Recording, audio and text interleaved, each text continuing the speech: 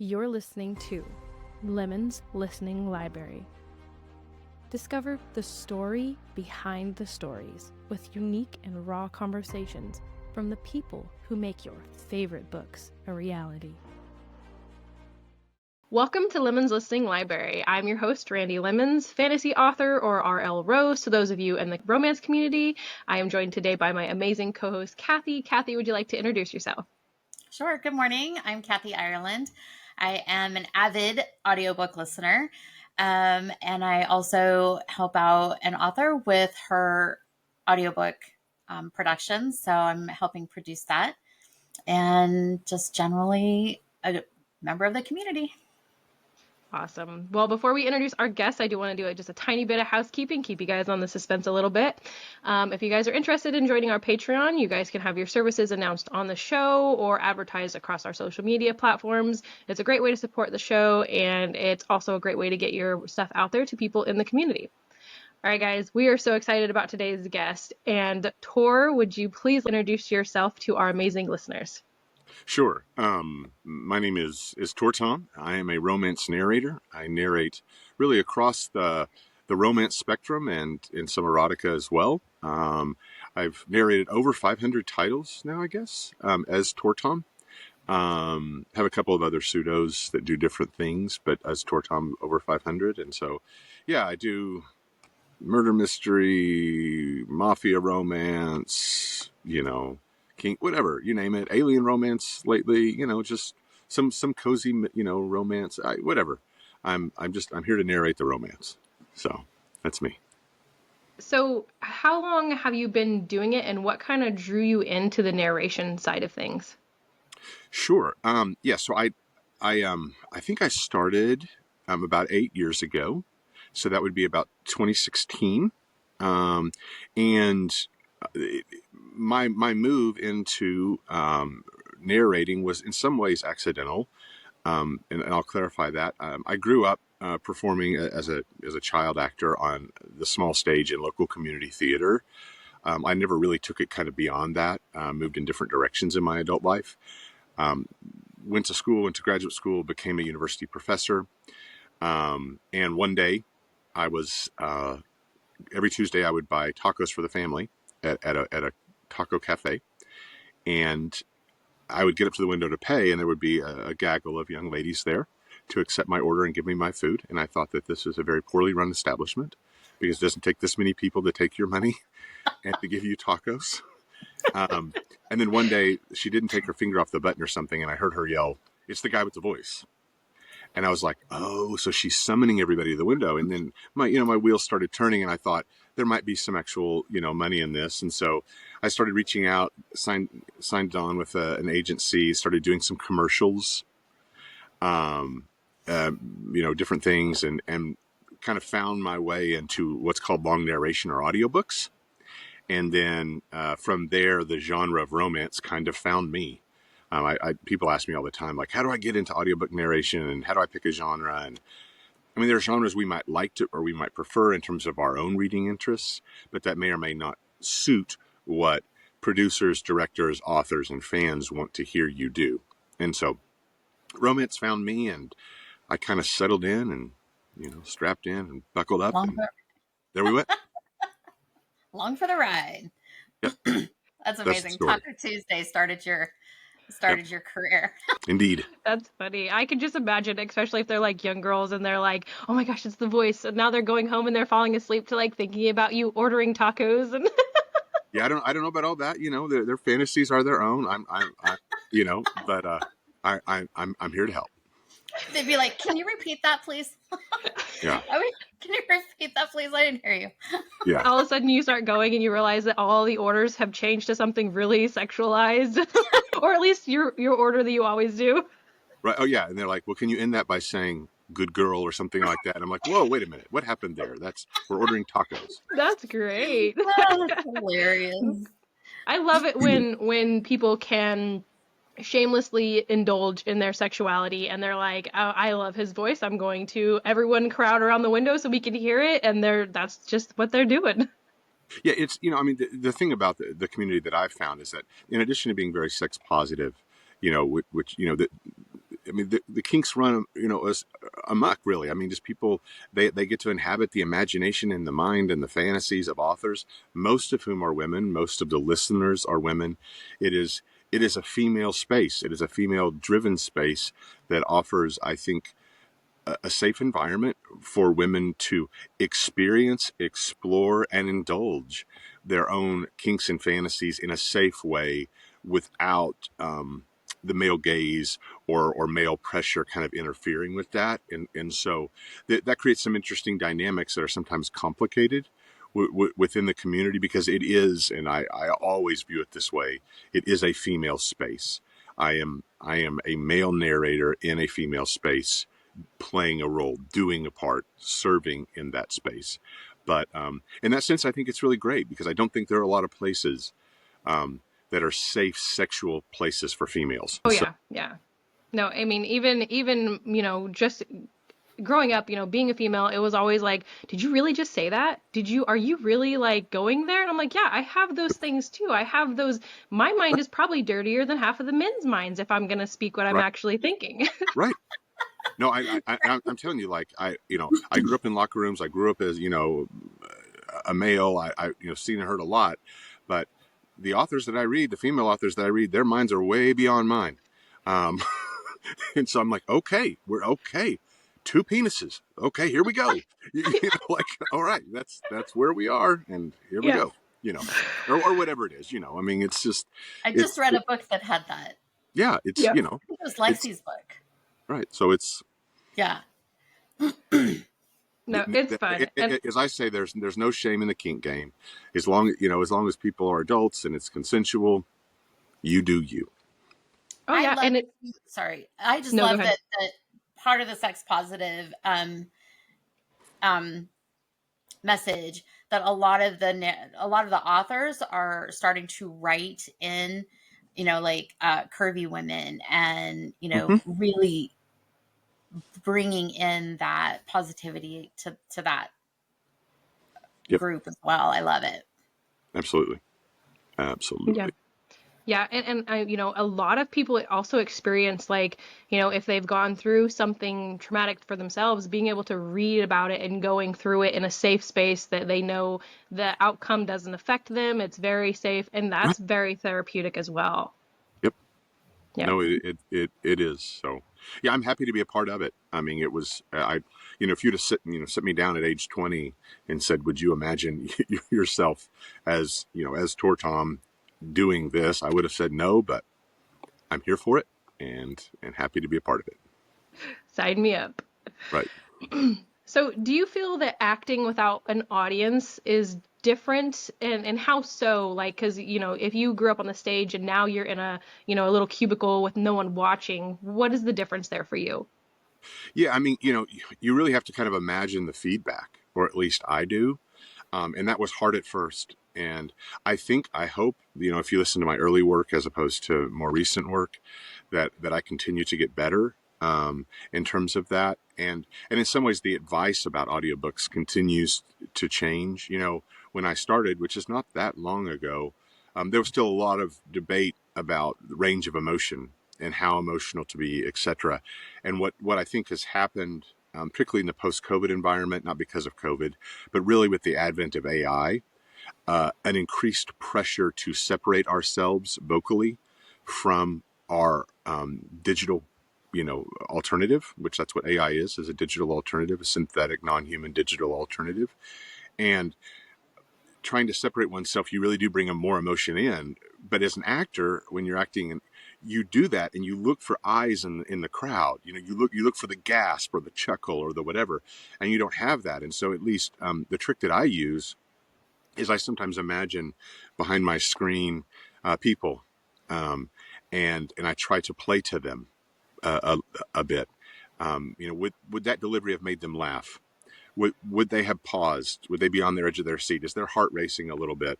And you don't want to overthink it, because then that becomes kind of laborious and painful. But that's what I do. I know others have different tricks, but that's what I do. Do you take any reviews that you read and kind of use those as fuel for like, oh, they liked this or they didn't like this, or Yeah, no, I I do listen to reviews. Reviews are hard though, because everyone has an opinion, right? And so plucking out, you know, I read a review the other day. I've thought about like taking really bad reviews, like you sometimes see on late night television, letting actors read bad reviews and you kind of process through them and read them out loud, just because it's like really like that's just really rough. And so like there was one the other day that said, so listen, buddy, it's clear acting is not your talent. Your voice isn't very good. Do something else with your life, and you're like, uh, oh, oh, okay, thank. 500 books deep, and now you tell me? Right, like okay, so but then like the next review was like, oh my god, Tor Thom's voice is the most amazing, and so it's just you kind of take what it is and you take it with a grain of salt. And so what in terms of reading reviews, when I read reviews, and there are some narrators who have a very strict policy of they just cannot, it messes with their acting headspace, if they get into the review world and they can't do what they need to do. If I read reviews, I often look to see how many, before I read or really take it, like, is this meaningful criticism of something I've done that I need to improve on? How many other reviews have they done? And so, like, if this is a person who has, 360 whatever posted reviews, and they're saying, Tor needs to work on male differentiation of his characters, I can then go, okay, this is a person who knows audiobooks. They've listened to my performance, and in that performance, I didn't meet their expectation on this point.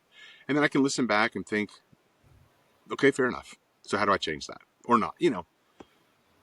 A really constructive way to think about it. And I think even authors listening to this can utilize that in a way of like, if it is someone who does reviews and knows what they're talking about, is this something I'm willing to take a look at and possibly change? Or do I not think that affects me? And just being able to leave it on the table if it doesn't. Yeah, and it's hard. I mean, yeah, you're exactly right. Authors experience the same thing.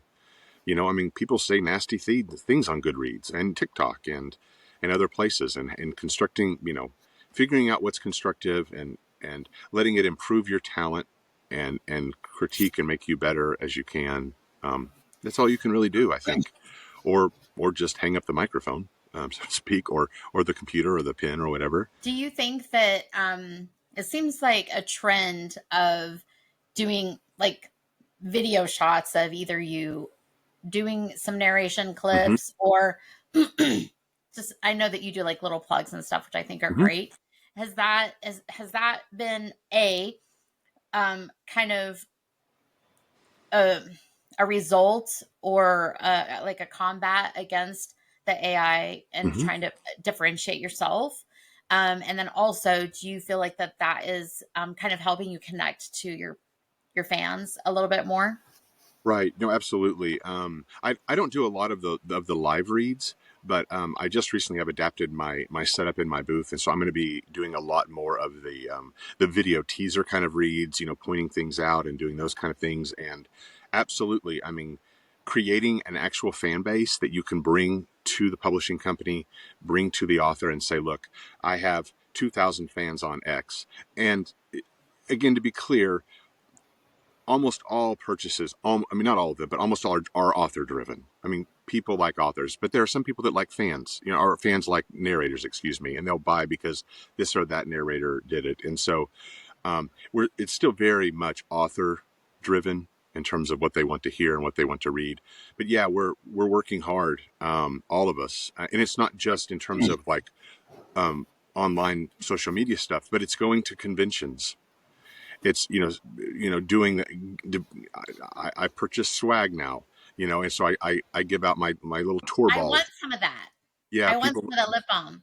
Yeah, people like my tour balls, and so it says Tor Thom keeping your lips moist, and so it's and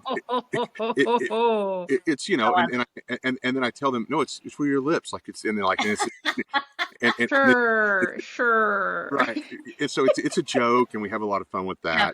And then someone said, the other, actually a fan, there's the banter that goes on at these things, and they're like, well, you should bring blue balls, and I'm like, but how's that going to work?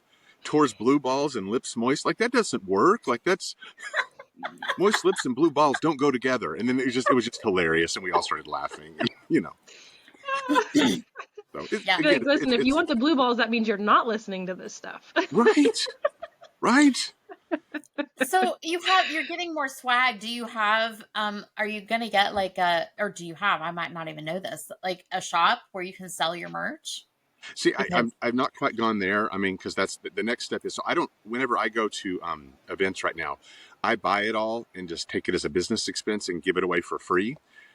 There are some issues when you actually go into different cities and states when you start selling stuff in terms of tax expectations, and, yeah, and you and you have to have an apparatus to manage all that, or someone, if sure, they figure out you're making a lot of money doing this, they'll come for you, so to speak. Um, sure. and so I've not yet developed like a full LLC, and I'm going to sell shirts or cups or do those kinds of things. Maybe, yeah, we'll definitely see. I Right now I just sort of view it as, in business they call it a loss leader, which is technical business jargon. Like, you give something away at a loss in hopes that it leads to people wanting to consume more of the actual products, which would be buying audiobooks and listening more to me. Yeah. And that's a good marketing technique too, because for one, it's the same thing as like a business. You walk into like a car dealership, they're like, hey, do you want a coffee? Do you want a Mm-hmm. drink? What can I get you? It's that similar thing. But then also that means that if you're not selling it online, people are like, okay, we got to go to this convention because we got to Right. see Tor and we got to get the swag that he doesn't have anywhere else. Right. That's the thing. So, and I feel really bad sometimes because I was supposed to go recently to Raven Spicy Reads out in Phoenix, and I got COVID, and I Oh and I felt no. I felt so bad, and I was like, I mean, I didn't feel good, but I was like, am I going to soldier through? But you really don't soldier through COVID and go to a convention. I mean, that's No. just, no. You stay home, Yeah, and it's funny that the shift on people's views on that, because I think, like we come from, well, it doesn't matter if you're sicker than a dog, yeah, you still go to work. But right. now, why are you Please here? Do you stay have COVID? home. Yeah, no, it's like the boss is like, go home. You're going to cause us all to. I mean, get out. No, leave. And so, They're thinking finances in their head. Like, it's still not necessarily personal. Like, they want you to take care right. of your health. They're like, we're going to get shut down. We're Yeah, going to. right. We're going to end up losing 10 workers with three. It's just, yeah, no, it's anyway. I didn't go, but I felt bad because I know there were people who were planning to go there and planning to get like tour balls or take a picture or whatever, and so, yeah. But next time I'll be there and smile and do the banter and all the fun things. I think that for, coming from an audiobook, and Randy is too, we're huge, like we listen to Oh yeah, audiobooks. That's really, I don't have time to read. I really right, don't. I right. I I listen. I read as I listen. And so I personally will first off search by my favorite narrators. Hmm. You being one of those top ones, You're by the very way. you're very kind. And and I mean, it really doesn't even matter like who the author is. If you are narrating the book, there's a very high chance that I'm going to buy it and listen to it, like You're kind. Thank huge you. chance. And so I think that is really the trend of an audiobook Hmm. listeners is really growing, I Yeah. think. Oh, for sure. No, and And I, that's Yeah. and I think that that's like how a lot of people do it. that is across the board in publishing writ large, because it this is an interesting statistic I recently read, that people in the Western world are reading more now than anyone in the Western world, but they're not reading books. They read text messages, they read Instagram posts, they read Facebook posts, etc.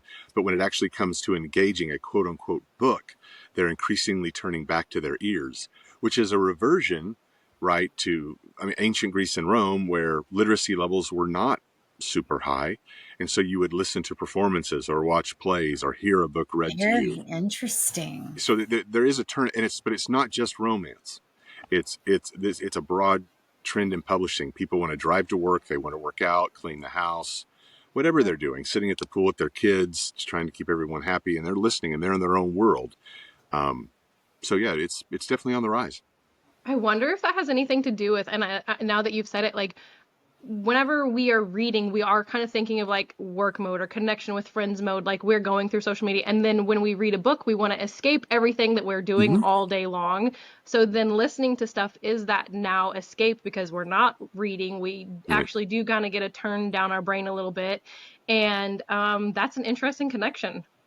Yeah, it definitely is. And, and then some people do the whisper sync seamless transition thing, which is why, fidelity of the text and proof listening and all of that. So they may read on their Kindle for a little bit and then get tired and then switch, and it picks up immediately and syncs together. And it's a really cool feature. But I only anticipate it's going to increase because we like to multitask, right? And if you can read a book, i.e., listen to a book, and accomplish something else, why not? Garden, Yep. Can you drive. explain for our listeners the whole whisper sync Sure. thing? Sure. So, WhisperSync is something that is offered through Amazon, where you can buy the audio version or the Kindle version first, and then you get a discount on the other one that you buy second. And assuming the book qualifies for WhisperSync, which means that it's been carefully vetted, edited, and that it corresponds to the text, it will sync up and move back and forth. And so the software will remember where you are if you're reading the page roughly, and will pick you up at about the same place, usually on that same page when you dial in. You can even be more precise if you want in helping it, but that's the software that allows you to move seamlessly. Or you're driving in the car home from work, you're listening, you get to a crucial point in the chapter. Just turn off the car, take off the earbuds, whatever, go inside, flip up your Kindle, open the book, and it will be right there. That But is you have to fantastic. purchase the audiobook. You have Yeah, to purchase it. you have to purchase both, and Yeah. and so you get, if you purchase the Kindle, for example, then the audio will usually be at a discounted rate. But Yeah. Audible has different sales structures and things that they do for that. Yeah. It's usually about $7 Yep. ish. That So it's is fantastic because I don't read on Kindle very much, but that would make me want to pick up a Kindle because I do have moments where I can't necessarily listen or, I want to read. So that would be amazing to just transition back and forth very seamlessly. right, right, And right. you can tell in Amazon when you buy it, if it's a whisper synced book, it has like the little Right. headphones Absolutely. right up next to it, right? Am I thinking hmm about that right? it will say Whisper Sync available. And then it's a big thing, because sometimes you'll do all the work to make it qualify for the program, and then for whatever reason, the bots at Amazon decide it doesn't qualify, and then you have to like file a complaint, and there's a whole bureaucracy of dealing with the machines and algorithms to say no, please reconsider, please analyze it again, it should qualify.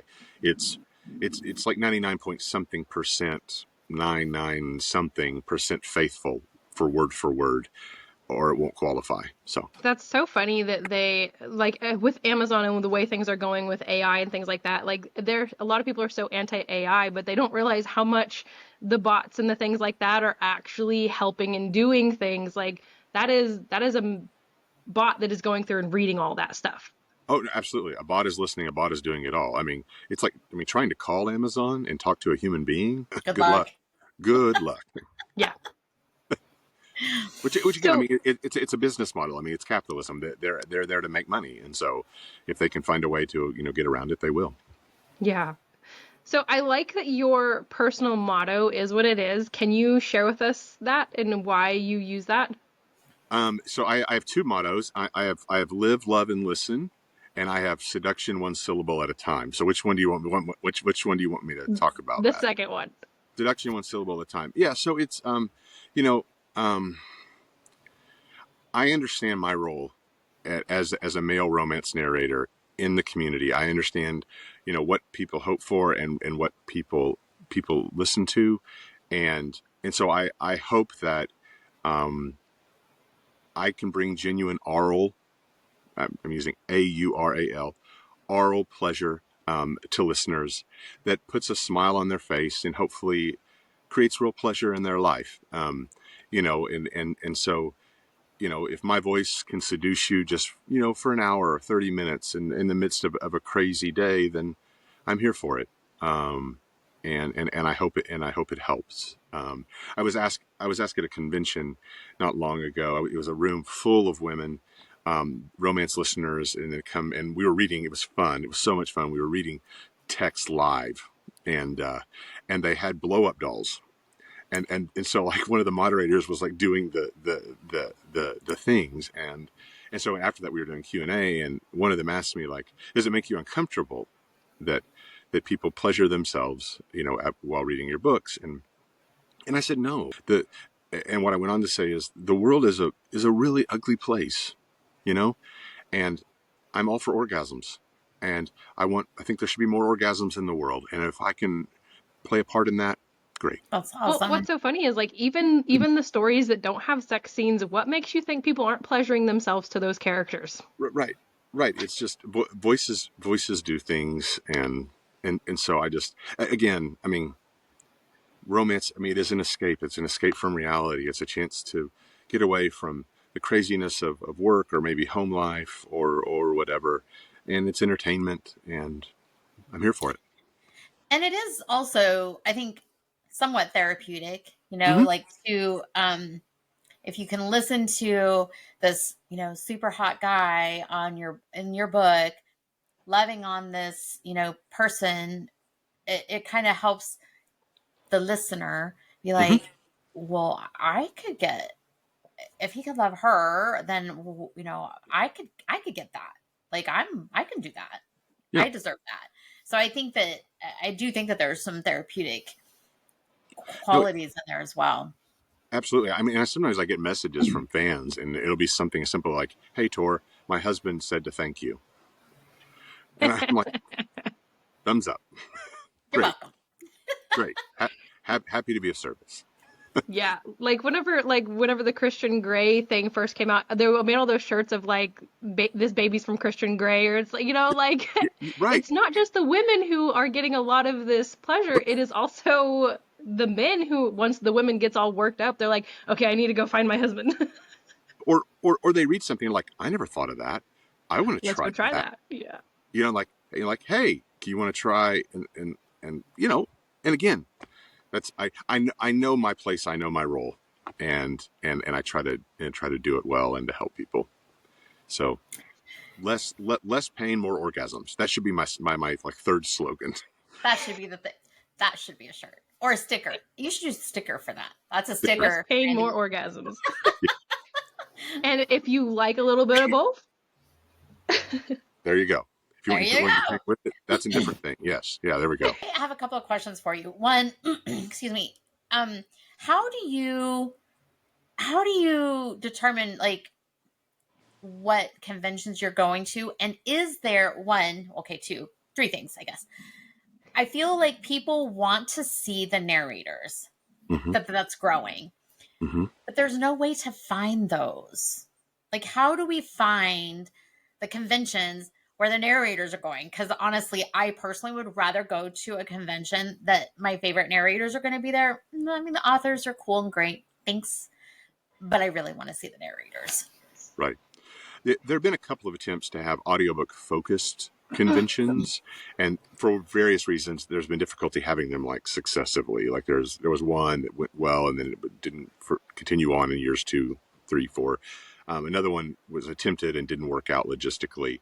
What I've seen recently is the people who organize these conventions posting not only the authors, but the narrators, the vendors, and now even they're adding the influencers. There's a broad influencer list in the community, and the influencers are showing up and they're, interviewing people for their podcast, or they're walking around talking to people, for their Instagram, those kind of things. And so the the best and first move I would say is that there are people actually making decisions about these conventions, not only doing the business deals, but about who's going to be there. And so ask those people, like, message those people and say, hey, I'm going to such and such. I live near this and that. I'm planning on going, but I would really like you to have so and so.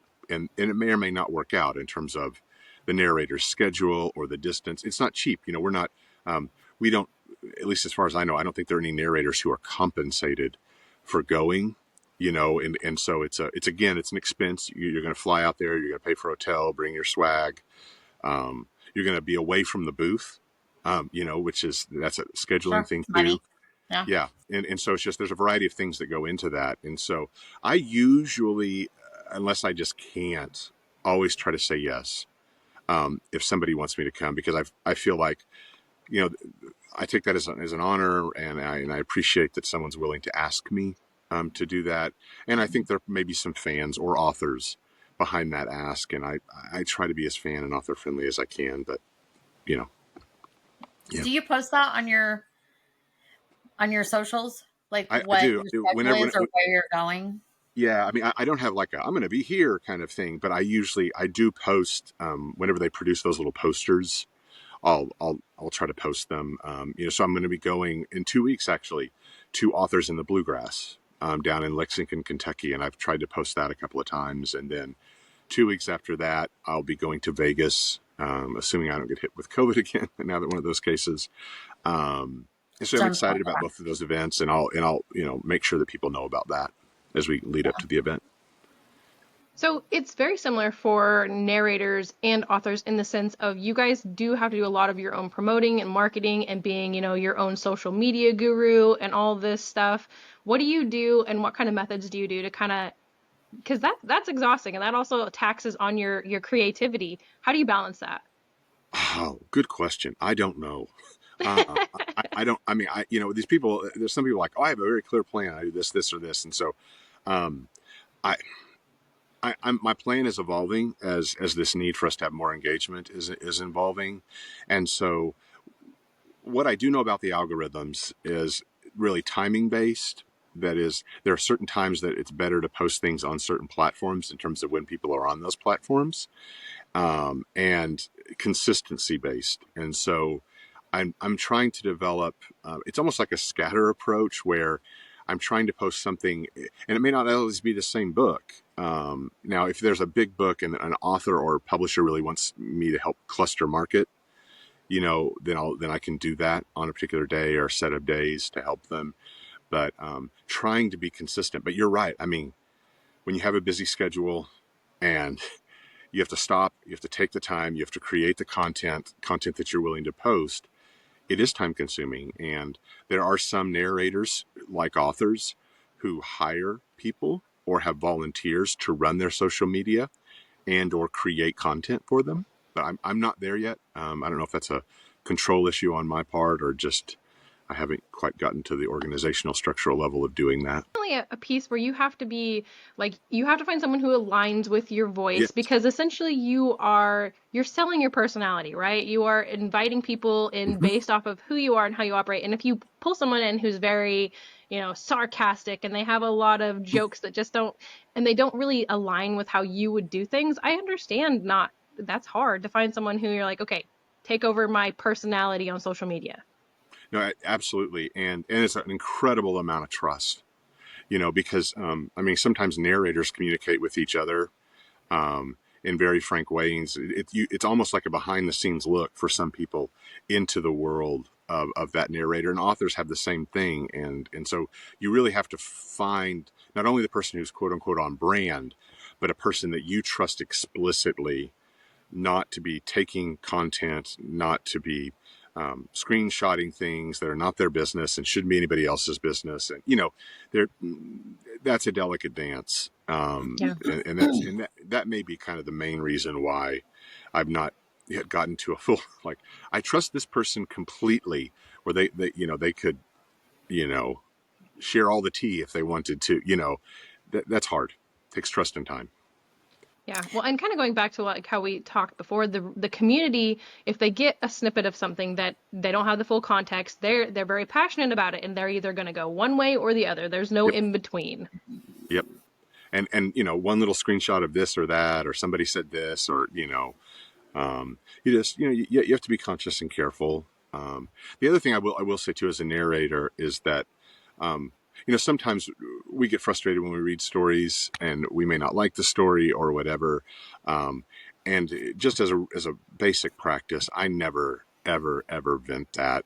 I know some narrators get on TikTok and make jokes about lines they read or things like that. And I just personally, that's a kind of a no-fly zone for me. So it's No, just and that makes sense because especially if it's out of context, and even though it could be coming from a joking and very, satire situation, that author could just read it on the wrong day and be like, "Oh, that yeah, that was a Yeah. direct shot at Yeah. my work." yeah, no, or the person is talking like I'm narrating X by X. Listen to this Y, and then they're laughing about it, and Yeah. which it's very different than if you have a narrator friend and you're like, I really hate this turn in the story. I don't know why this is happening. I'm so frustrated. I can't wait for this book to be over, which inevitably, we don't all like the same things, and but doing that publicly, stay away from that, in my opinion. For sure. Plus, I Well, would and think that might boomerang back onto you. Oh, absolutely. yeah. Absolutely. But also people have to understand the human element of it too. Like, you guys are consumers. You guys are also consuming the Mm-hmm. story. And especially if it's like a turn that you're like, oh, I liked the main character. You guys have a different connection with these Mm-hmm. characters. And you're like, I'm essentially going through this role where this character is going down this path that because as readers, we're like, we don't want a character to go down that path. Don't go down that path. And then you have to act that path out. So I completely understand the need to be like, this sucks balls. Yeah, it does. And and the other component of this is triggers and content that people will or won't read. And that's, I have absolute respect for narrators, and some of whom have very long lists of, if your book has this, I'm out. I'm not going to be involved in it. I have a very, very small list. So, I mean, basically for me, it's, is this legal? um some and the reason that is not because I like everything I read, far from it.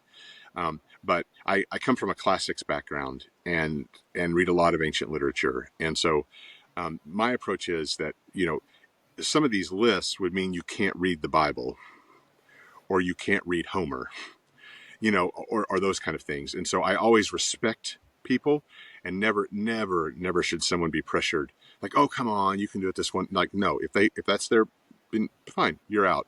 But I generally have a sure, I'll read it. Now, with that said, the hardest thing that I've ever had to read, and I've a couple of books, is I sometimes am cast as very alpha, masculine, broken male characters, and that brokenness is sometimes connected to some very serious childhood trauma. And the hardest scenes I've ever narrated are backstory, flashback scenes where you are playing the male character as a boy and playing what's going on. And that's gut wrenching. I mean, there was one I finished and I left the booth and threw up. But it's, and people are like, well, how can you do that? And I always say things back like, look at the movie Monster with Charlize Theron. That's not Charlize Theron, right? She does awful things in that movie. Awful. She has awful things done to her in that movie, but that's not her as a person. And so it's, I try to be faithful to the art and the author. I love I can, that. yeah. I cannot imagine how hard, and I know that romance is such a female-driven community, but men's mindsets and men's mental health, especially these characters that have gone through a lot of stuff, Mm-hmm. I feel like it does allow them to kind of understand what it is to go through some of the stuff that the men are going through. And I think that that's important too, because there's still such a huge crossover on what men have to go through. Men don't get to communicate their feelings a lot of times and talk about what they're going through without getting shamed or blamed, or like, suck it up, dude, you're a man. Like, and that's not okay. And so this allows women to kind of get into the guys' heads a little bit and understand what it's like to go through some of the stuff they go through. And it's hardest emotionally whenever the author, usually a woman, gets men and writes men well. Yeah. And that's the other thing that's very apparent as I read is, the degree to which the author has tried to understand men. We are not as simple as sometimes we are portrayed to be. No. We're complex emotional beings with our own baggage and our own traumas and our own social issues. But yeah, it's a challenge at No. times, but fun, therapeutic. I will say too. I mean, not only hard, but can be therapeutic.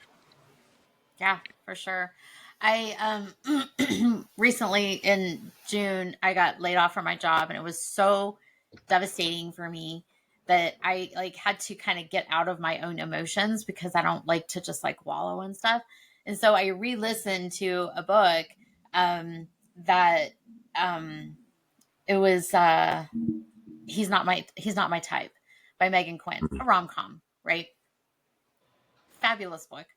Connor Christ was narrating it, and it dealt with that book dealt with beautifully dealt with trauma, like survivor's guilt Mm-hmm. that this character dealt with his twin was killed and he was dealing with survivor's guilt.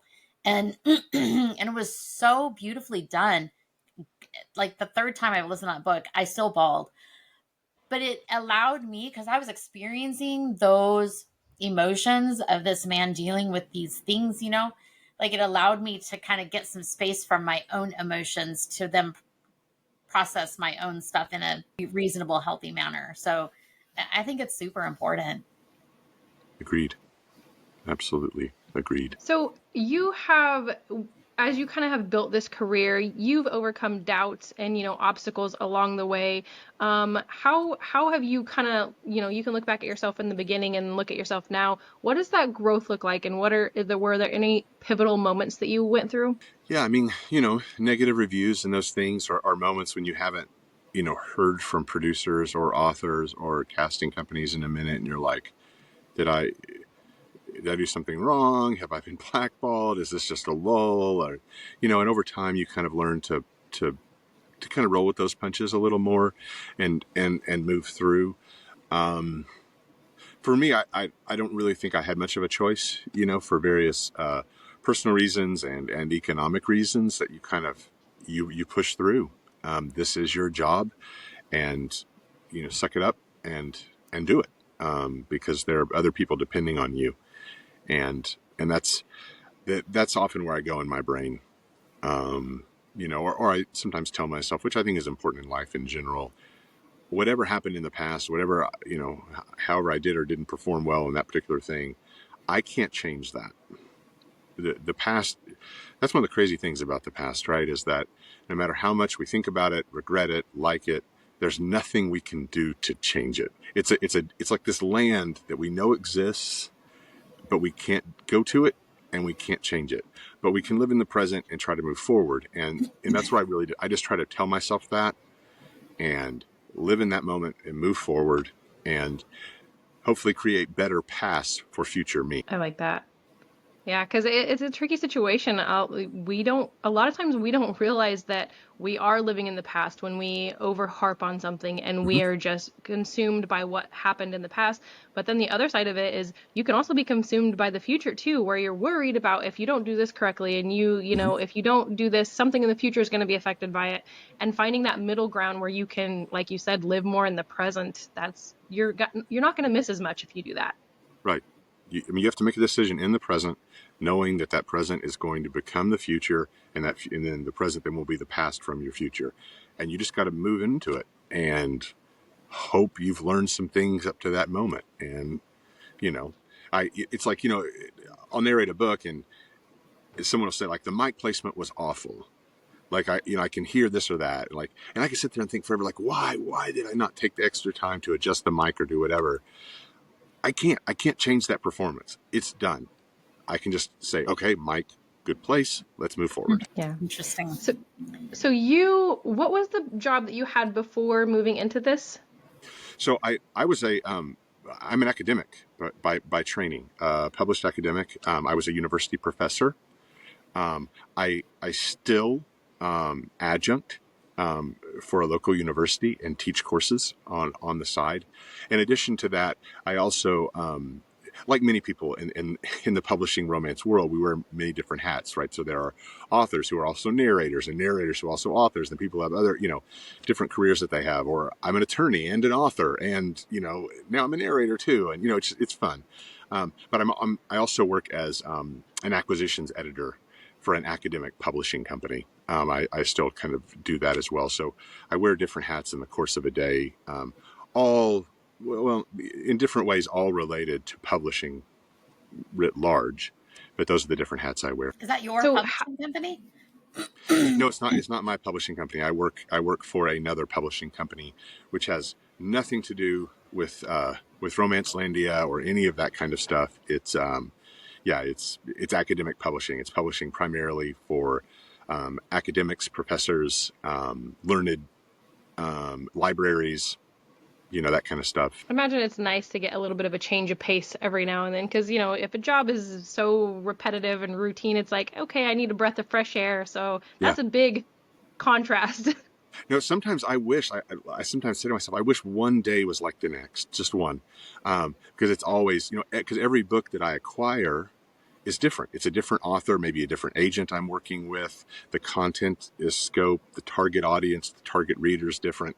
And even in romance books, right? I mean, you can say, okay, well, this is this kind of book. It's a military romance with an HEA, whatever. Well, yeah, okay, it is that, but the characters are different. Their backstories are different. This author is different. Her usually platform is different. And so um, it's hard to kind of get into a clear, wash, rinse, repeat rhythm with this life, but I like it. I like it. Yeah, no, that's interesting. See, I totally would have thought that it is very wash, rinse, repeat, and it makes sense because like you can give two authors the exact same core scenario of like I want you to write this story, and then Right. it looks completely different from each one. Right. And I mean, and a good book is going to surprise a reader at some point, right? Like, oh, I didn't see that happening, you know. So When you prepare for a book, do you read it? yeah. So this is a huge question in the romance community, and it's really divided. There are a small sliver of people who are committed methodologically not to reading the book before they narrate it, because they want the natural reaction of all of it. Now, the problem with that is that if you're not preparing at all, you may get an emotional reaction, but you're going to have all kinds of problems leading up to the performance. And what about words you don't know? You're having to stop and then coordinate with your other narrator, like how are you pronouncing this word? On the other end of the spectrum, there are people that hyper prepare, and so they will read the manuscript. I can't even 10 times. They will richly annotate the manuscript. They'll mark the manuscript up. They'll highlight the manuscript. They'll have marginal notes for production notes for themselves in terms of cues for themselves, and they invest an incredible amount of time on the front end. I think most narrators are somewhere kind of in a happy middle, and from where I sit, I try to coordinate, with the other narrator to make sure we're on board with pronunciations. That's always really key. Kind of register of voices. Are we on the same page? And I do what I call a fast read to kind of get a basic sense of what's going on, because I do want to keep some of the like if it's horrific or my character's angry and I'm in it and I'm reading, I don't want that to be blunted by having overread it. And again, some people think, well, if you're good enough, you can read it 30 times and not. And I'm like, well, I, natural human emotion. There's something. It's hard. It's hard Yeah. to reproduce. So yeah, I'm kind of in that happy middle. I do prepare, but intentionally try not to over prepare to keep some of the natural register. But again, to each their own. I mean, different methods work for different people, and I know very, very accomplished, award-winning narrators on both ends of that spectrum. Does the style of narration also kind of drive that? Because I would think that in a duet, you Oh, would really need to understand. mhm. I just don't see how you could do a duet and not read the The other book. parts, Like, you know yeah. what? Yeah. I mean, some narrators actually find the duets the easiest part not to, because you're not having to worry. Like in a male-female duet, I don't have to voice the female at all. No, Eh, exactly. But you have to you- know her emotions and like oh, how. absolutely. Yeah, yeah. You have to. So if you're reading along and she's like, "How did you do this to me?" And you're like, "I don't really care what's happening." Like it's like, and then the engineer's like, "Oh, what am I? How?" So you do need to match for sure. Yeah. Yeah, I mean that's the worst audio products in duet, I will say, are when you have two narrators that are clearly operating on very different emotional levels, and so in the same chapter you have high emotion, and in the same chapter you have a male, or female doing really low emotion, more old school kind of narration. That can be a problem. That is a very interesting thing for an author to, and like on my end, whoever's producing and choosing a narrator to kind of do your research and know your narrators Hmm. and how do they narrate a lot of their other books. Are they, because that's such a Thank you. I just learned something. But and authors will tell you sometimes, they're like, bring all the emotion, or they'll say in the notes, I don't like overacting. Please don't. Oh, and so, but then again, you have to coordinate with the other narrator so that you're both interpreting those words in the same way. Yeah. Very interesting. I'm sorry, Randy, I have a few No, questions you're on this. fine. Go for it. When you're doing a duet, and the other narrator, do you guys do you connect and kind of narrate together, even if it's not organized from the author, or? I mean, every scenario under the scene you can imagine. And so I have narrated a lot of duet books in the same space and with the other narrator. And so, as a matter of fact, the space that I'm in right now, I can lower a set of very, very thick audio isolating blankets, and I can create two spaces with two totally different microphones, both TLM 103s, and we can create a multi-track and proof each other as we go and play off of each other. And the software is sophisticated enough that it can mix it down and create a seamless track. Now, you have to be really careful when you do that one of the other narrators is not going, because like the software will, mess that up, and that's tricky. So that's one scenario. Another scenario that sometimes people will do is they'll get on a Zoom call of some type. They'll hit record. They're listening to the other narrator and they're reading their parts. That's pretty rough on an engineer in post to get those two tracks right and to mix them down so that the listener can't hear the distinction. Other times, I'm actually doing a narration right now, a duet narration, where we've been asked to do a double click, a very distinct double click for the engineer so that they can find and put the lines in quickly, and then they'll do a listen post and make sure it doesn't sound like it's being spliced in at every place. But yeah, they're very different models that require different time investment, different money levels. I know some authors have actually paid to fly entire casts to a studio, and they've put them in a room, everyone with a mic, have a professional engineer on a soundboard, and they get to it, And again, it's cost. What do you want to invest? What do you Yeah. hope to get out of it? Now, do you have a preference on what you personally enjoy doing the most? In duet, Yes. I love the live interaction because there's nothing like feeding off an actual human being, and frankly, you have an immediate director there because let's say my co-narrator says something like, and I'll like click my thing and be like, come on, you're sad, you know, or like I'll say a line and he grumbled, and they're like, seriously, growl that thing, and then and so you're actually correcting each other in real time, and that's why there are a number of couples, and I don't know how they all do it. I don't want to speak to that, and it may differ.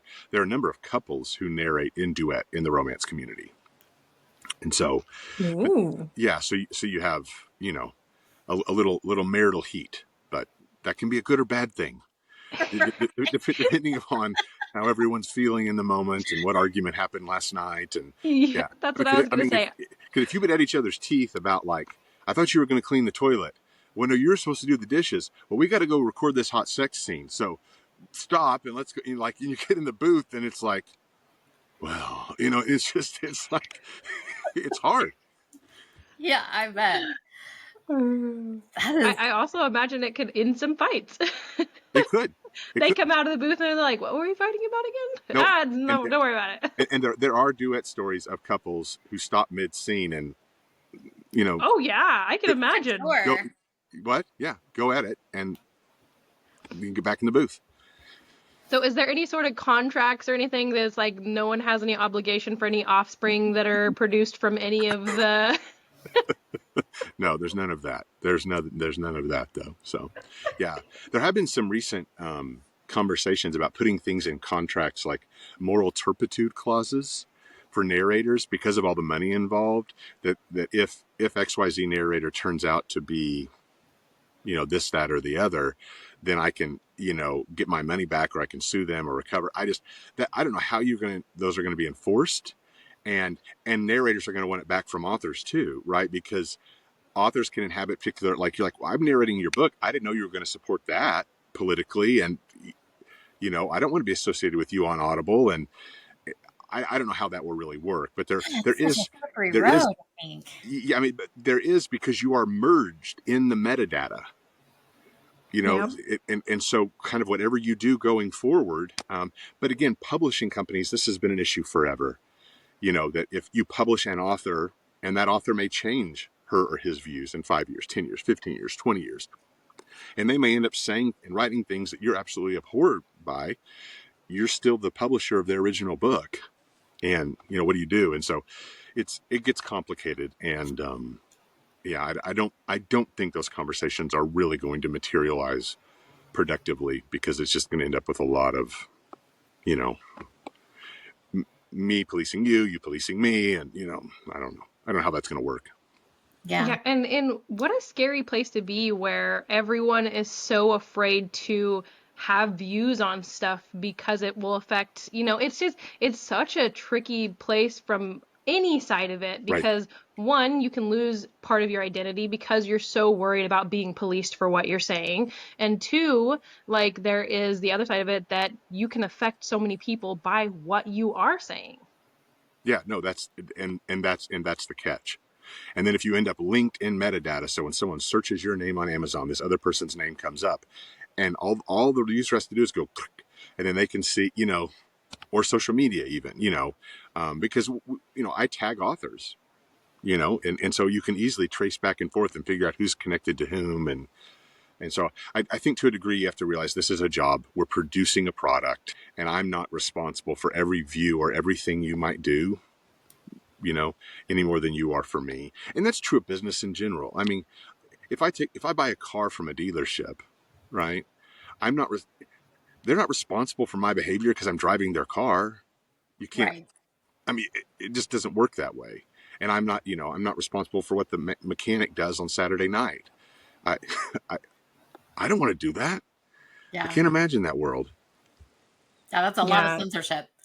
Yeah. Again, if it's illegal, well, there's mechanisms for, okay, we'll yeah. get the police involved, but moral Sure. turpitude clauses can get complicated.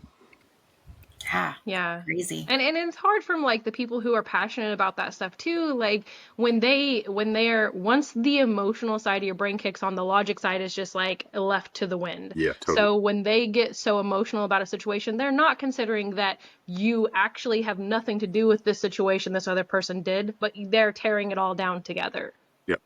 Yep. And that's absolutely right. I mean, the most rational among us, we're still humans, and we still have very emotional brains. And if you find the right issue for each one of us, and we get tired enough or stressed enough or feel strongly enough about it, we're going to lash out in ways that we may not like, we may not agree with. And hopefully we have people that can come alongside us in those moments and say, hey, I love you, I respect you, but just breathe for a minute, and then come back to this. Wouldn't that be an amazing place to be? Like, just have people around you who understand you and know you well enough that you can be like, hey, dude, I can tell you're having a shit day. Yeah, What's going on? Like, I know this anger coming from you actually isn't you. There's something yeah, else. yeah, no, absolutely. As opposed to, I'm never talking to you again or whatever. It's, but that's what a real friend is. Not a, Exactly. friends are, Facebook friends are not friends, but real people who can walk alongside you and say, I'm worried about you, and you're safe with me, you're protected, how can I help? We all Yeah, and need that's that in your circle. Oh, Like, absolutely.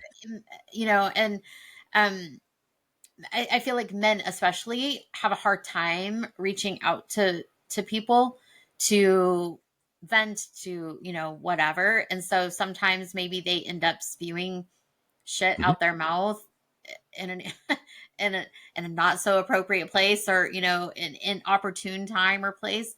And so I think that's really a great message to other male narrators and other male authors. I mean, just men in general. Have your circle. Like, you need other people Absolutely. who you can trust.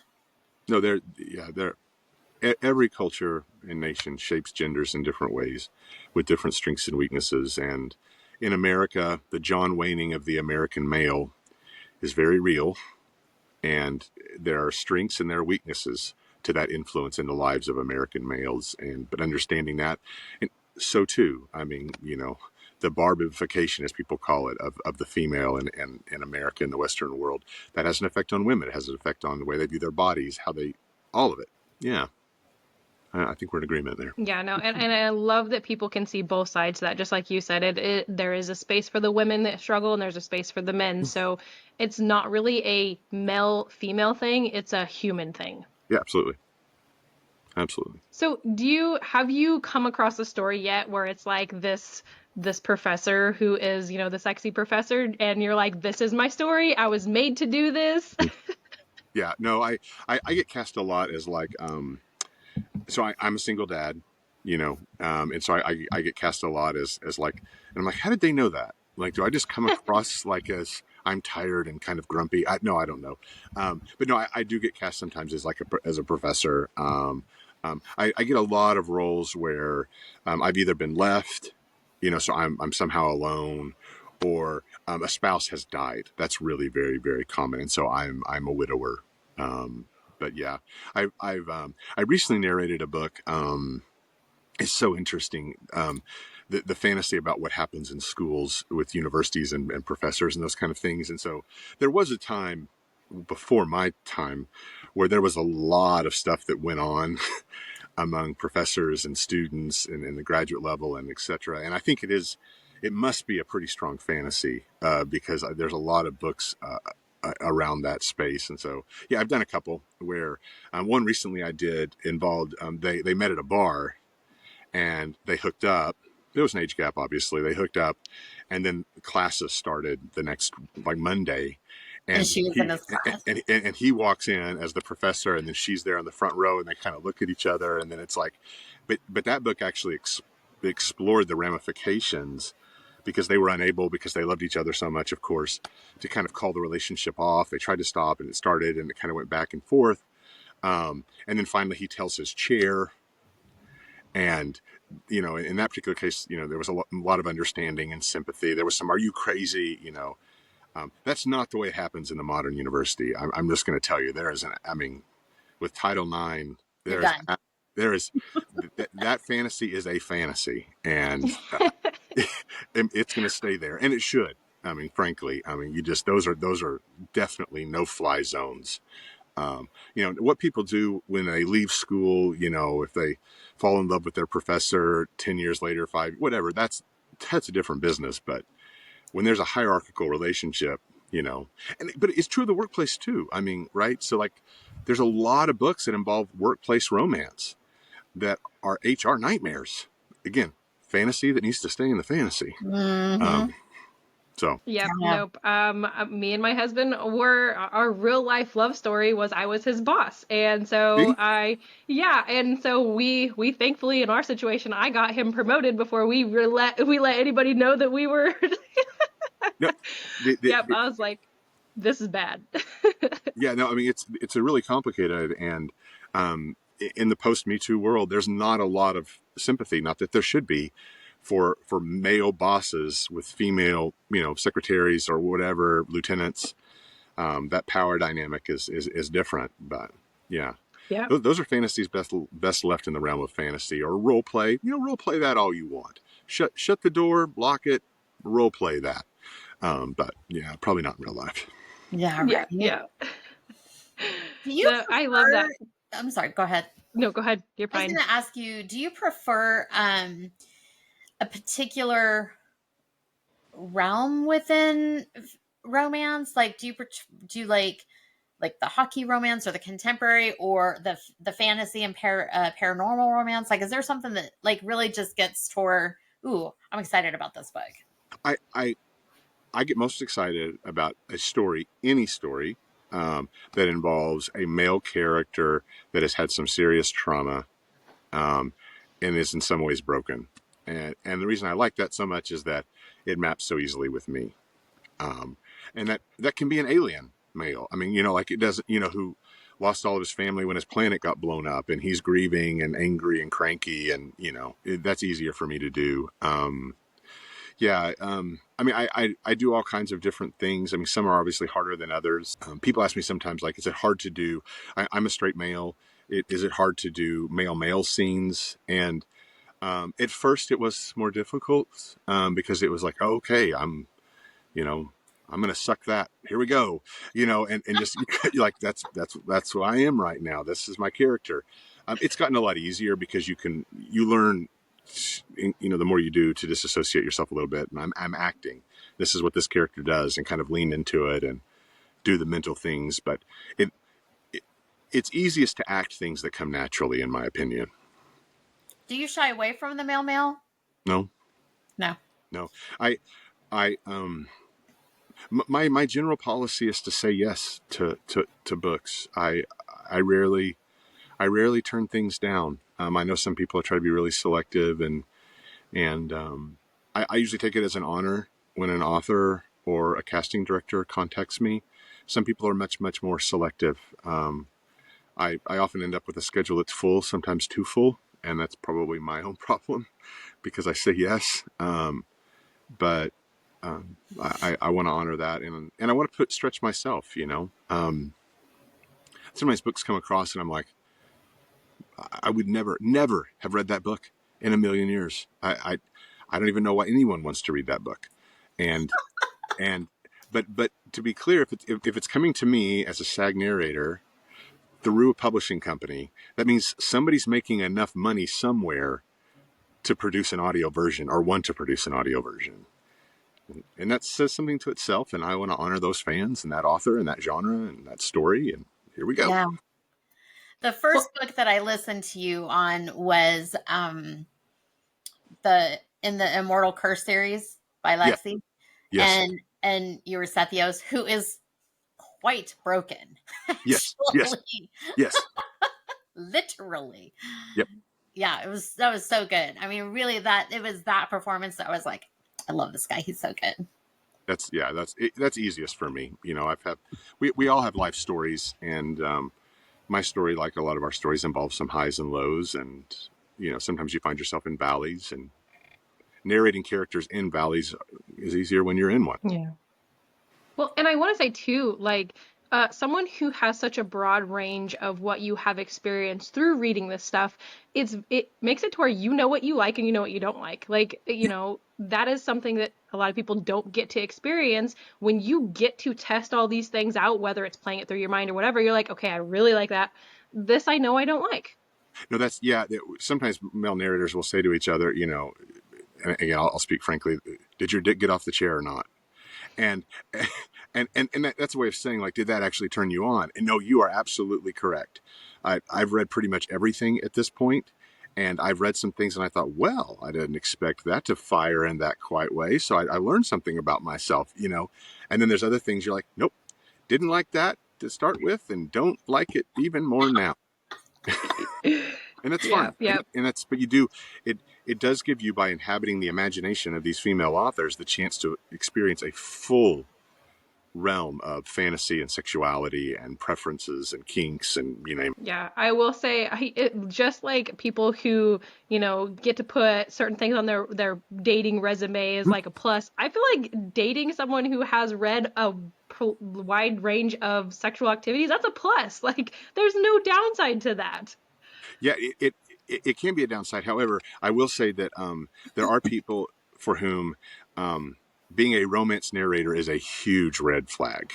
In the sense of, like, so wait, you read erotic material, sexy time material for how many thousands, hundreds of like, and we're supposed to be in like, I've heard a lot of these stories that like, you go on a couple of dates with somebody, and then it's like, and just so I have a pseudonym, nom de plume, a stage name, and I read naughty books, and like, people walk out. Oh my god!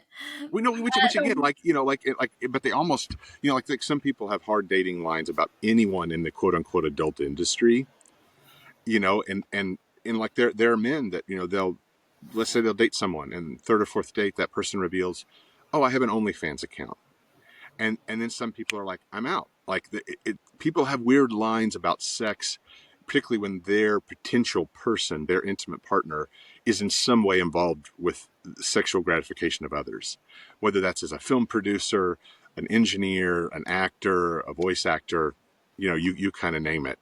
Do you That think that does that make reflects sense. like an insecurity on themselves? Like, because Sure. at some point, like they're like, I can't compete with that. Like, there's no way that I could compete with that. I couldn't. Yeah, or just like I'm not comfortable with my person giving somebody else sexual pleasure in any form, which that's okay. That's I totally get that. And sometimes it's just the insecurity of you have this social media profile, and you can look at the demographics of that profile. And they're like, okay, well, I'll follow you, and they're like, oh my god, there are thousands of women here putting little heart emojis over your stuff, and like, what's going on? I'm not here for this, and they're out. Just it can be a thing.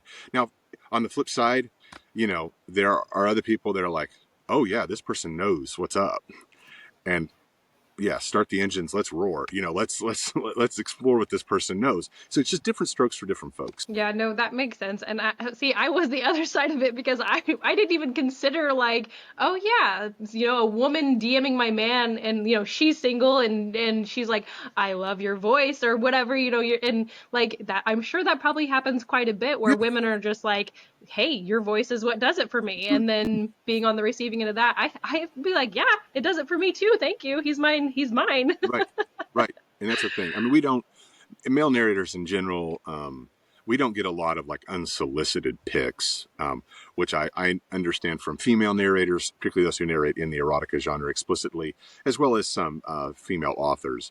They are subjected to unwanted pics and things like that. We It's very very rare. A lot more. It's just I love your voice, thank you. Sometimes with a blushing emoji, or my husband says thank you, something like that. That's much more I common. Yeah, think that no, there's a big onus. I'm sorry, Randy. no, you're fine. Go ahead. I think there's a big onus and kind of maybe a learning curve. Um, um, Samantha Brentmore and Rose. How do you pronounce her last name? Giorno. They Uh do huh. their podcast. Yes. Yeah, they did a whole series on this dynamic and relationship between. And Yeah. I listened to every one of them, between the narrators and the fans. The people that Mm-hmm. listen to them and like the general audience. And I think that it is a big learning curve for the fans to understand Tor's a wonderful man, but he's just doing a job. So, you It, know, it, to it, slide into his DMs and say a bunch of erotic shit might not be super appropriate. So, it's though there is a real dance, and and narrators themselves are all different, right? I mean, some narrators are very happily single, some narrators are very happily married. There are a number of narrators who are poly.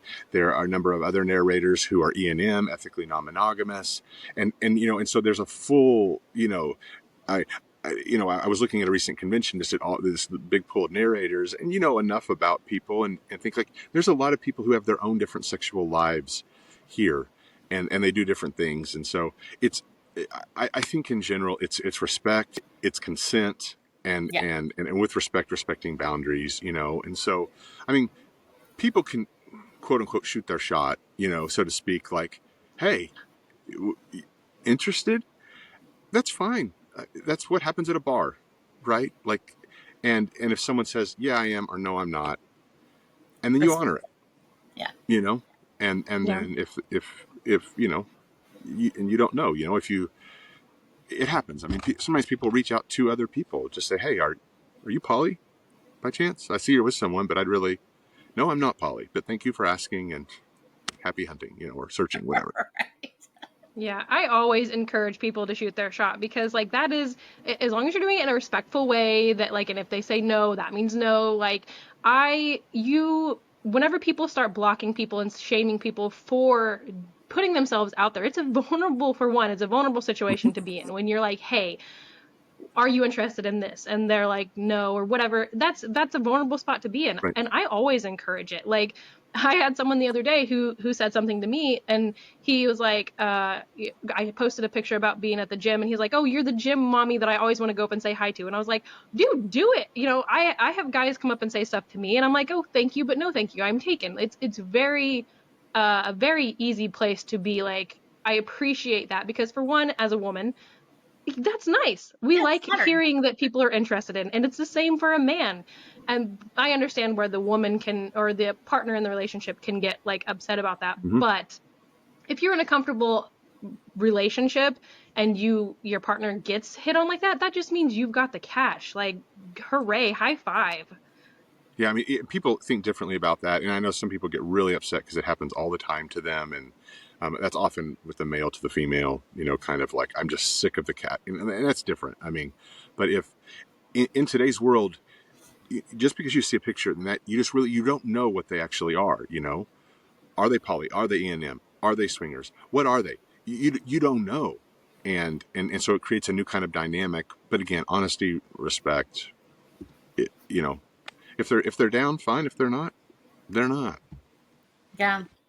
I've seen a big, maybe not a big, but I've seen a maybe growing trend for primarily male narrators to join Quinn. And Hmm. it's growing. Like you can see it all Yep. over. Yep. And is that something that you would consider? Yeah. What I are mean, your sure. thoughts? Sure. I mean, Quinn is even more focused on the like ultimate pleasure aspect, right? This is very graphic. You, Right. you know, What is Quinn? Quinn is it's an app. It's basically erotica focused, where there are short stories that either you, the content creator, create or are provided to you, but you fully act out, and so there's even like hearing. Um, like if a male's going to come, or like, like it's explicit. I mean, it's the full on thing, and yeah, so it's the money is crazy. I mean, the amount of money flowing through Quinn right now, and they've invited some narrators in the community, and so I've not been invited. I'll say frankly for Quinn, I would need to understand fully the economic system and the amount of time it takes to actually fully prepare a performance like that. Because it's not just a microphone; it's Right. it's a full on erotic I, experience. yeah. Interesting. Um, and so, but yeah, there's some people that are doing that. And there's some people that are doing it and making a lot more than they were making as audiobook narrators. Really? Oh yeah, a Wow. lot, a lot more. Like, yeah, thousands and thousands of dollars for little episodes. That makes Wow. sense. The sex industry, there's always money in the sex Uh-huh. industry. Like, there's no shortage of people who are like, I like what I like and I will pay for what I like. Yep, absolutely. And And again, this is the female empowerment of this world. I mean, it's the consumer is clear. It's as traditional porn, the consumer is clear. You I think know. that's a safe space. Like it seems like that might be even kind of the natural Hmm. progression of audiobook narration because they get in the audiobooks, depending on the book and depending on the author, like some of the sexual experience or whatever. Hmm. But when you get into the Quinn, it's like it's the whole damn scene, like both sides. So Yeah, it's not a book with some sex scenes.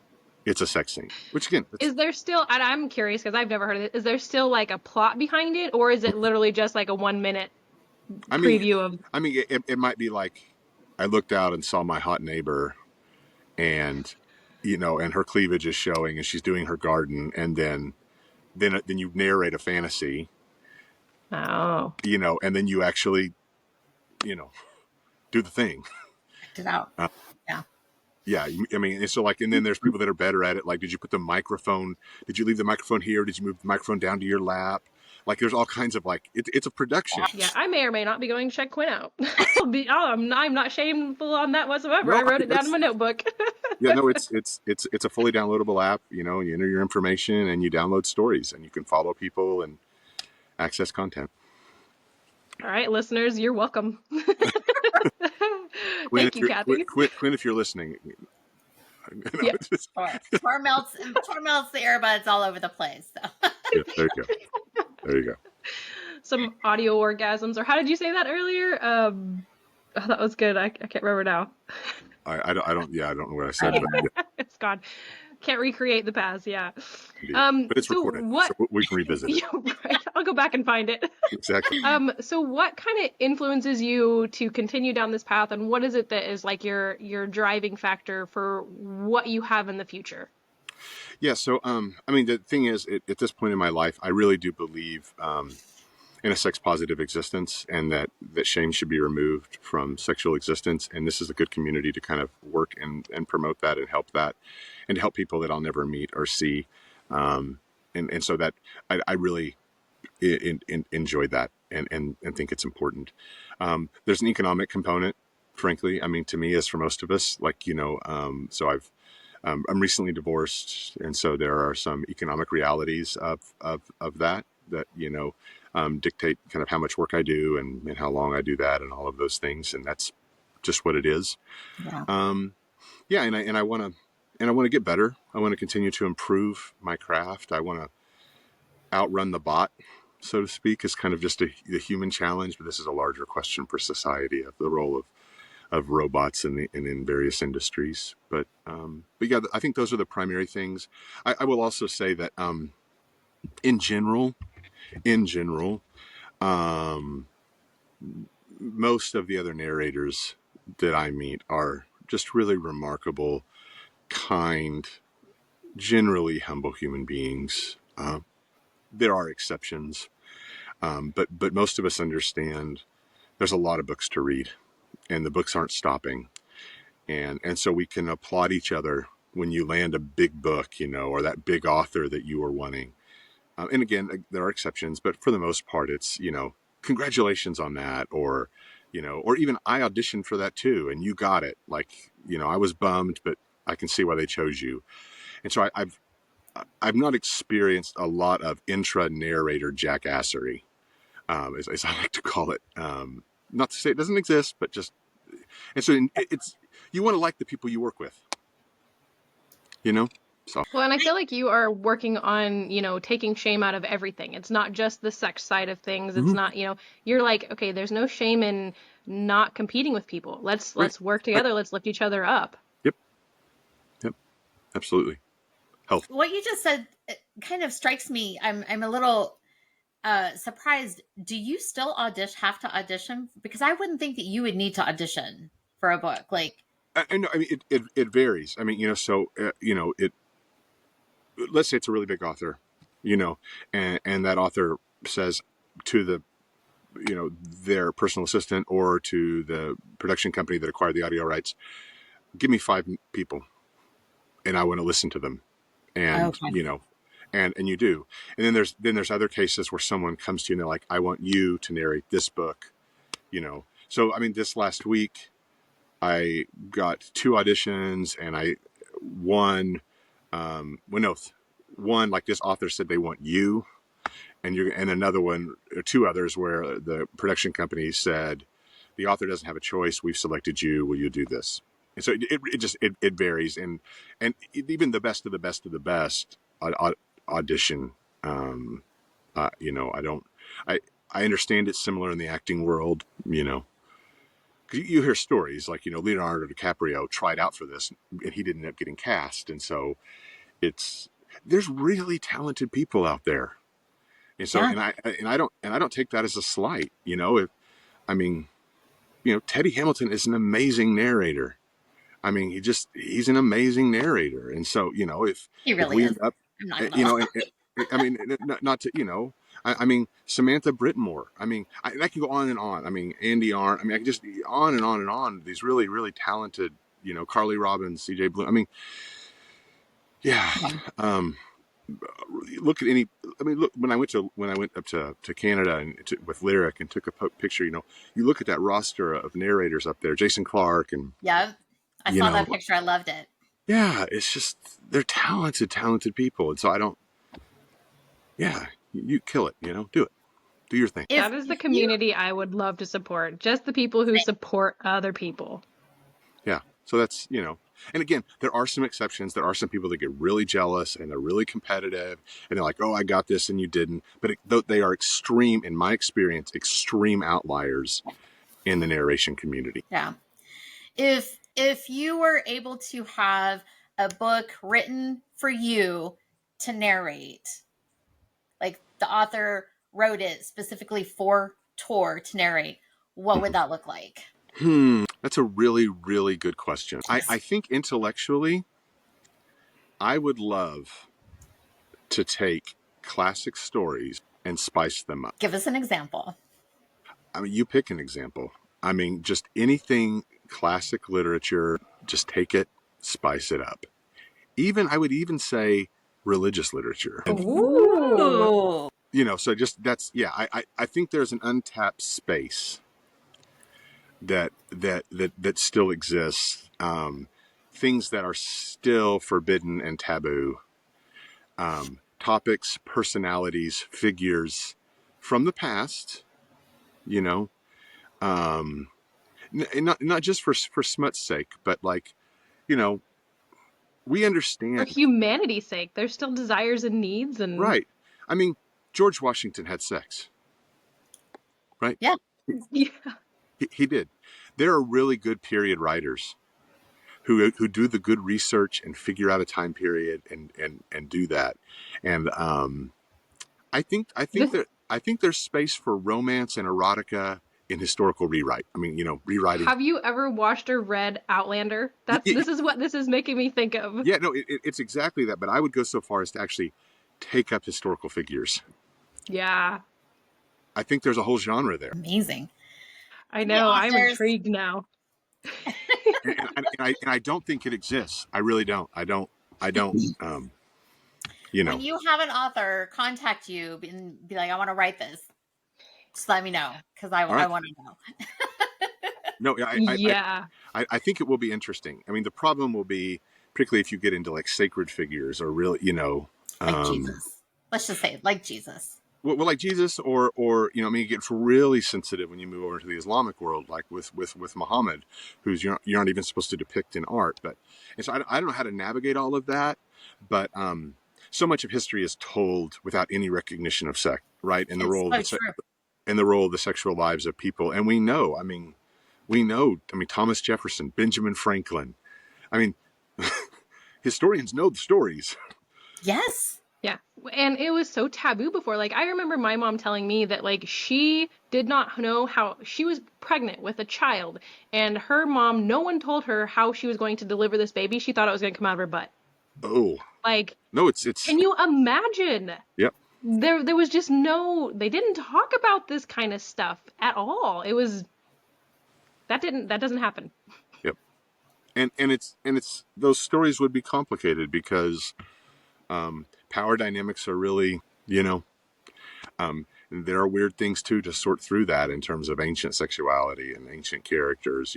Like the character, the Emperor Hadrian, emperor in the 2nd century. I mean, he's a Roman emperor, loves all things Greek, and he had a very full sex life. There was an attempt to do one of the Roman emperors, Caligula. Famously, they made a movie and tried to actually depict the sort of sexual life of Caligula based on sources, but that's just the tip of the iceberg of what could be done. Even as actually kind of real romance, and not just the naughty Quinn kind of stuff. Yeah. Oh yeah, yeah. No, I would be interested in that. There's so much work that goes into that. If you think about like the research and the historical side of it and making it accurate, but then also adding that human and sexual element into it that feels natural, that is some authors got their work cut out for them, and I'm here for it. Me too. Yeah, I yeah. am ready. And again, I mean, there are authors who do period stuff. I think you could make a splash Oh yeah. if you actually, That was a good one, Kathy. Dang. Thanks. Tor's gonna make some author and they better come to you for it too. Yes. I'll help I'll help produce it. There you go. There you go. Oh my god, that's a good one. So, do you have any advice for narrators starting out, or just people who are maybe interested in narrating? Just any sort of advice for something either you didn't know in the past, or Something that you are glad you came by. Um, I mean, listen to other people, ask people, learn, ask basic questions about booths and DAWs and microphones and sound equipment. And, there are people who know a lot of things. They know a lot and they can help you. And so be willing to listen on the technical side. Find a coach. There are a lot of people who want to coach. Some coaches are better than others. Find a good coach who actually fits with what you want to do. Do your best. Be ready for a lot of rejection. And that's just the nature of the entertainment industry and acting. Yeah, that would be my advice. And be a good human. Or try to be. None of us are perfect, but we be a good human. How would you prepare those new people for, I mean, because the fans and growing your fan base is, I would think, largely correlated to your success as a narrator. So how would you encourage them to navigate that and to... Yeah, I mean, social media, is important, developing social media profiles. But again, that's sort of related to what genre you end up with. If you end up, maybe sci-fi is your thing, that's going to shape how you kind of craft and create. There are existential human costs too, I will say, to being a narrator, because you are in a booth, basically alone, for hours and hours and hours and hours. And that means not only is there a psychological, mental component of that, but you're separated from other people, and there can be costs on real relationships, children, spouses, partners, friends.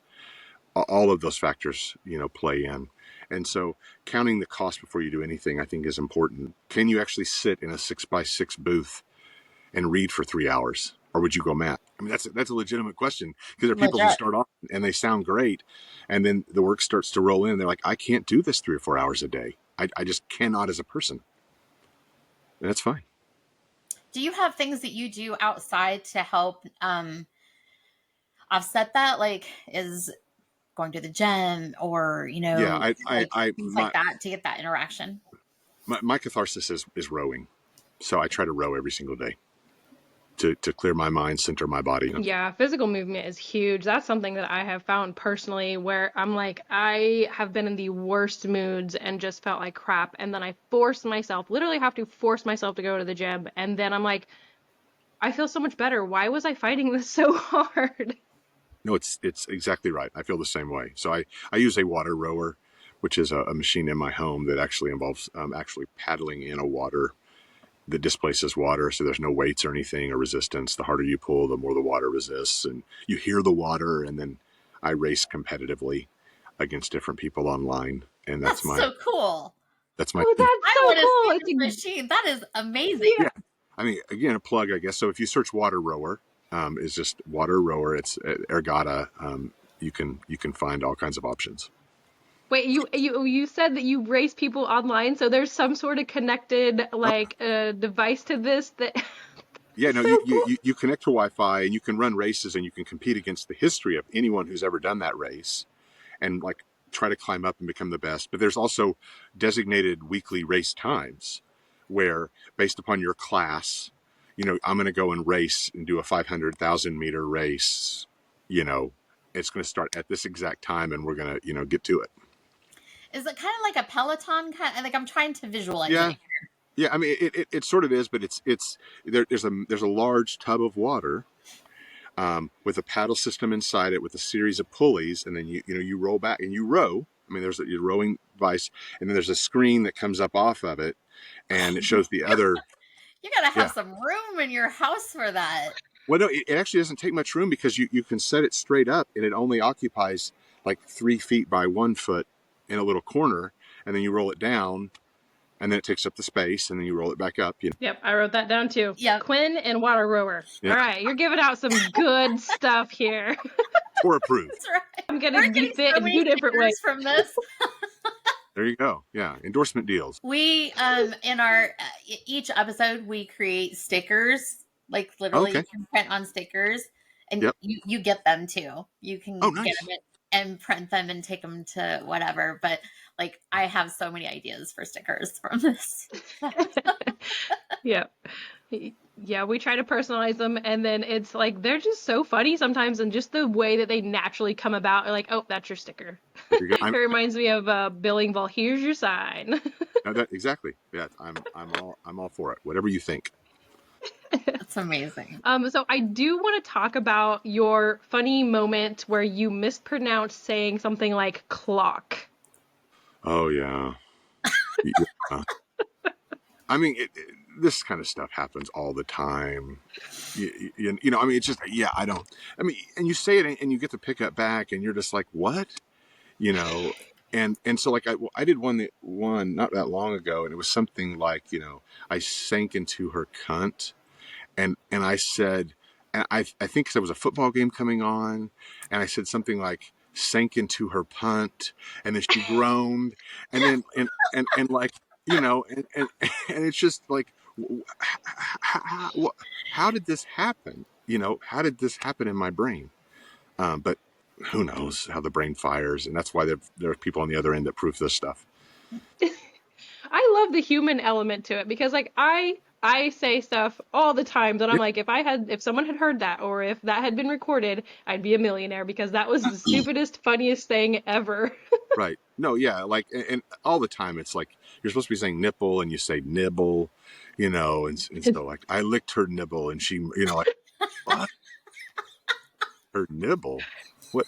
Is this something new the kids are saying these days? I don't know. What's happening? That's Yeah, the hilarious. clock struck 11 and it's the cock struck 11. Exactly. Yes, exactly. It's all that. Yeah, those are ripe. Those are ripe for all kinds of different confusions. So, and I could go on and on. I mean, endlessly. If you put bloopers, you should do like a blooper thing on Yeah, your social. yeah. There are some narrators who actually do the. I didn't actually say that pickup sessions, and they show like so. The pickup says I said, but I didn't actually. That's so How funny. do you handle that? Does that affect you at all where you're like beating yourself up about it or is it just like, we're human, that happens? Yeah, I don't. The only thing I ever beat myself up about is if there are a lot of pickups, because then that's going to be a lot of time to do the pickups, and it means you have to work really hard not to make it sound choppy. And so try to work on the numbers. The only time I really, however ridiculous I may sound, is just okay. Well, that was a moment, and And we move on. pickups are just because everybody not know what that is. Sure, sure. So we submit raw audio to the producer or the proofer or the publishing company, and then they hire somebody to actually listen. Or sometimes they use artificial intelligence software, and it'll go through and scan and find all the places that you screwed up. Yeah, I can imagine that's tricky to go back in, especially if it's like one word and make it sound natural and fit it in there good. That sounds very time consuming and tedious. And when the voice is not the same, I mean, my voice at 9 a.m. is different than my voice at 10 p.m. It's still my voice, I think you can tell, but it definitely sounds different. Just the natural volume of it or how fatigued it is. No, I get that. I was just telling Randy this morning because I'm single, I live alone. And so I like literally was like talking to myself this morning before getting on because I don't talk to anybody Hmm. around my place. Not that Right. crazy.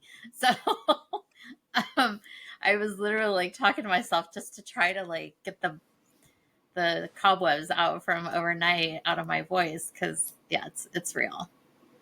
No, it's smart, a good thing to do. So, what do you have coming up as far as project wise, or is there anything that you're excited about and want to share? I know sometimes it's secretive and you can't, but is there something you do? Yeah, I mean, there's a lot of really good stuff coming up. I always struggle with this question, which I appreciate because I start to name stuff off and then I forget things, and then an author or a producer will listen and be like, "You didn't mention," and I'm like, "Oh," it's like there's a lot of really good stuff coming. I'll just say that, and I have a really full schedule. I will be in Authors in the Bluegrass 2 weeks from today. And then 2 weeks after that, I will be in Vegas. So if you want to get a tour ball, you can do that. And I'll even take a picture. So I have a big poster which has my face and a QR code. And so we can even take a picture and make a tour sandwich, which is another favorite. So you can have the tour picture and then you and then the tour, whatever. No, we have fun. But yeah, no, there's a lot of really, really good stuff. I'm happy and stay busy. So, if they want to look at stuff that's coming up for you, because I love that you're like everything, all of it. I want to just shout out to everything. Where do they go to kind of look at everything? Sure. Yeah. So I mean, Audible, of course, has like pre-orders, some actually months in advance. And so you can go and search it, sort it by new to old, not necessarily popular. And it'll queue that up for you if it's in the metadata. Once it hits the metadata, that is, it's purchasable as pre-order or whatever, I usually post little teasers and things on my social media. I'm a little bit behind at the moment, but I'm going to try to catch up in the weeks ahead.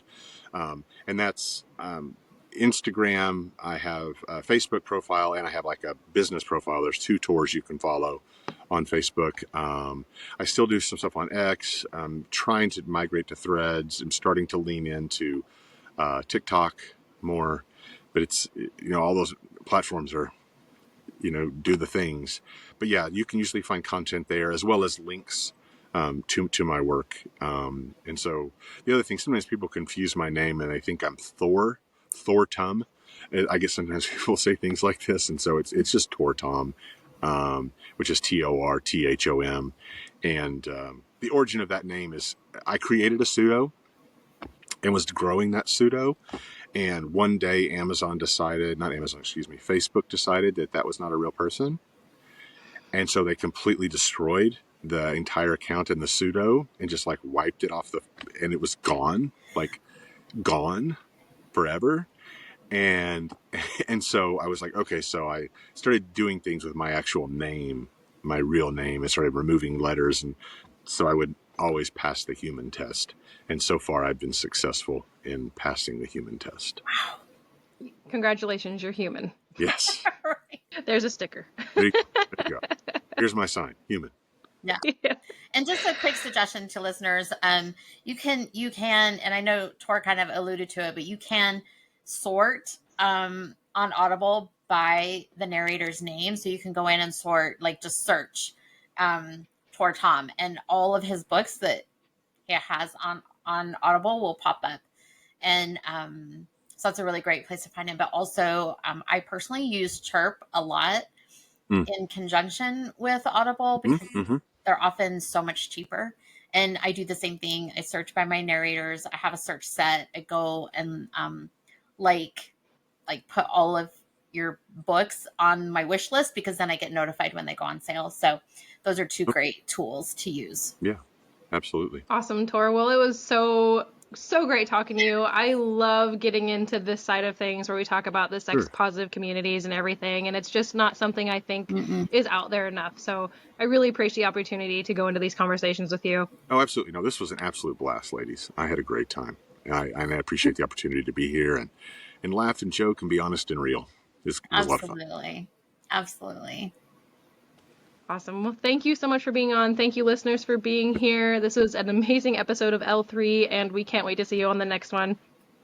Goodbye, everyone. Hey, guys. Thanks for joining us on this episode of Lemon's Listening Library. Remember, every story has a journey, and every journey deserves to be heard. Keep reading, keep writing, and keep listening.